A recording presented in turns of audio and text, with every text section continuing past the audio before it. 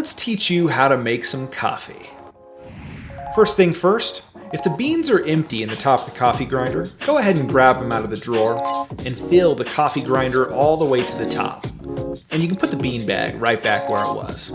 Then we're going to grind our beans.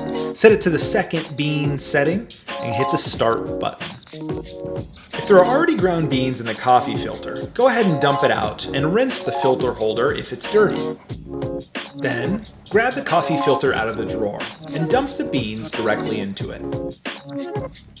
Once the beans are in the filter, put the filter holder back into its spot. Now we need to hit the button to start the brewing cycle. This is a direct water-fed machine, and the green light indicates that the water that's in it is already hot and ready to go. Hitting the button one time will start the brewing cycle, and it will last for 4 minutes, filling half the pot.